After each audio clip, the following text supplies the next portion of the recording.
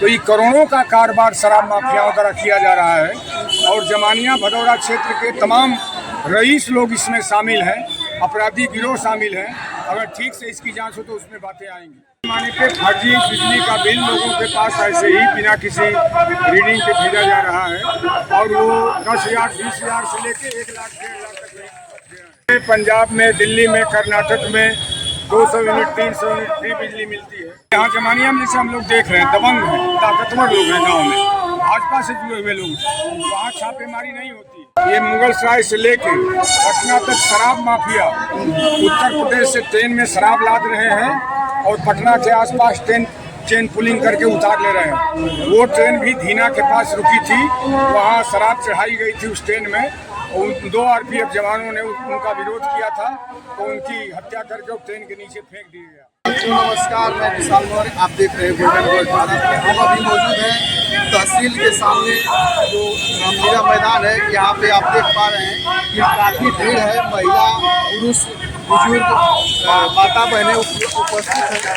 तो बहुत काफ़ी संख्या में उपस्थित है। क्या समस्या है इनकी, और हमारे साथ हैं प्रदेश कार्यकारिणी के सदस्य माननीय कॉमरेड ईश्वरी प्रसाद कुशवाहा जी, इनसे हम जानेंगे। बहुत बहुत स्वागत है नेता।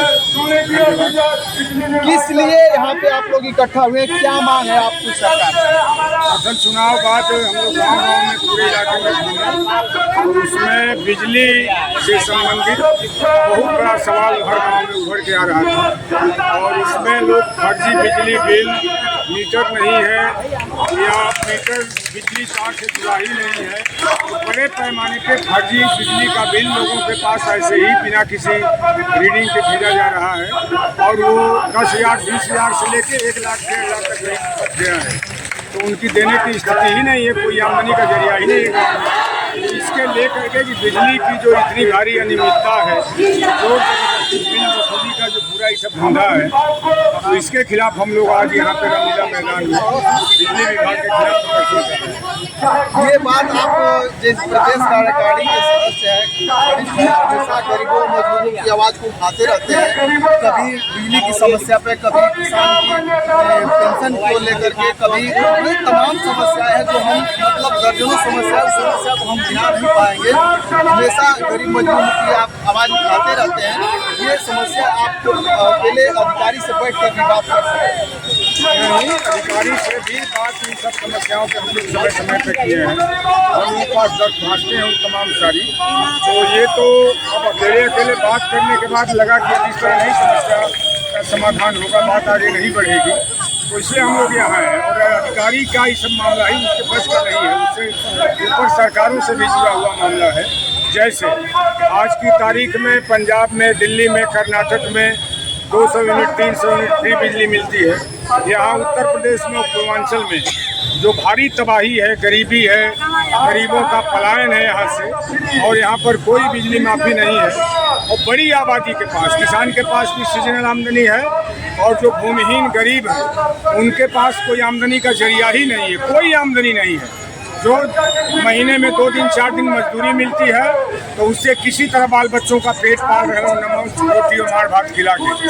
तो इतना भारी बिजली का बिल जो 10 साल 20 साल से नहीं बिल भेजा गया, नहीं कोई बात हुई, अब अचानक उनके ऊपर दबाव डाला जा रहा है, कनेक्शन काटा जा रहा है। तो हम लोग ये मांग करने आए हैं कि ये सब जोर जबरदस्ती बिजली विभाग का बंद हो और दिल्ली, पंजाब, कर्नाटक की तरह 200-300 यूनिट माफ हो, ताकि गरीब लोगों को राहत मिले इस गरीबी से जूझ रहे इलाके में, पूर्वांचल में।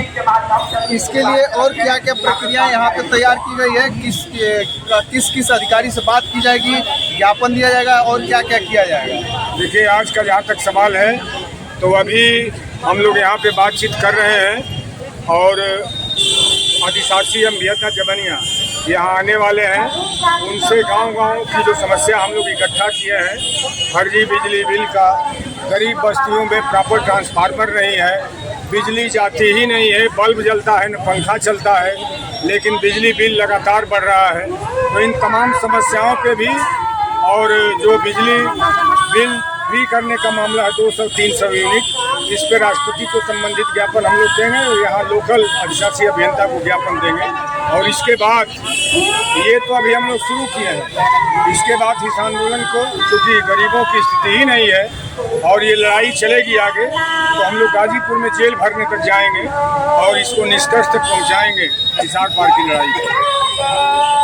और जैसे चुनाव अभी हाल ही में बीता है लोकसभा का, उस चुनाव में आप इंडिया गठबंधन के साथ आपकी पार्टी का अलायंस था और आपके ऊपर जो शीर्ष नेता है इसके बारे में उनसे कभी चर्चा किया है आप? देखिए, हम लोग इंडिया गठबंधन के मजबूत घटक हैं और चुनाव में लगातार इंडिया गठबंधन ने ये घोषणा किया तमाम अपने कल्याणकारी योजनाओं के साथ कि बिजली भी हम लोग पंजाब और दिल्ली की तरह, कर्नाटक की तरह यहाँ भी फ्री करेंगे 2 सौ में। तो अब चूँकि सरकार नहीं बनी है तो बात तो हो रही है, तो अब जो सरकार बनी है उससे इसमें दबाव की लड़ाई की ही बातें हैं जिसकी हम लोग चर्चा कर रहे हैं। और चूँकि हम देश में जो किसान आंदोलन चल रहा है उसमें भी हम जुड़े हुए हैं, अखिल भारतीय किसान महासभा के राष्ट्रीय सचिव हैं और संयुक्त किसान मोर्चा जो दिल्ली आंदोलन को चलाया उसमें जो उत्तर प्रदेश की टीम है उस कोर कमेटी के 6 लोगों की हम मेंबर हैं।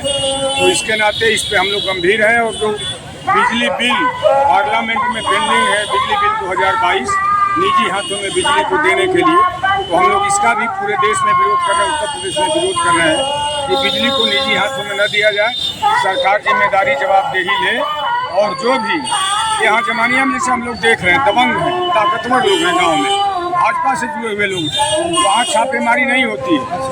जो बड़े लोग हैं, दबंग लोग हैं, सामंत लोग हैं, और गांव-गांव में दलितों के बस्तियों में जो पिछड़े लोग हैं, राजभर हैं, बिंद हैं, चौहान हैं, राव धोबी दर्जी लोहार कुहार हैं या मुस्लिम है, अल्पसंख्यक हैं, ऐसी ही बस्तियों में पूरे जमानिया का हमारे बाड़ा के इलाके में, सेवराई और भदौरा तहसील में, जमानिया तहसील में छापेमारी हो रही है।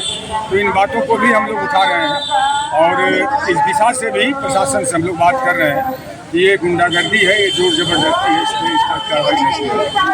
नेताजी, जिस तरह से देखा जाए कि भाजपा सरकार में योगी जी दोबारा मुख्यमंत्री हैं और बड़े बड़े वादे कर रहे हैं कि हम उत्तर प्रदेश से गुंडा राज खत्म कर चुके हैं और हफ्ते दिन भी नहीं बीता है, अभी देवैता का एक आरपीएफ का जवान उसको ट्रेन से मार करके फेंक दिया गया है और इस तरह की तमाम घटनाएं हो रही हैं, इस पर क्या कहेंगे आप? देखिए, ये कहने को तो बहुत बड़ी बड़ी बात कह रहे हैं मोदी जी हो या जोगी जी हो, लेकिन आप ठीक उठा रहे हैं।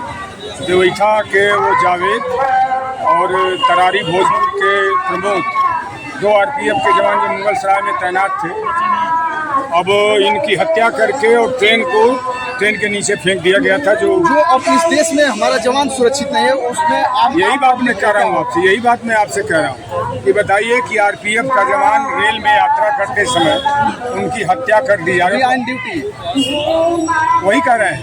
तो इसमें आम आदमी जो हम लोग हैं उसमें ट्रेनों में यात्रा कर रहे हैं, अब उनकी जान कितनी सुरक्षित है।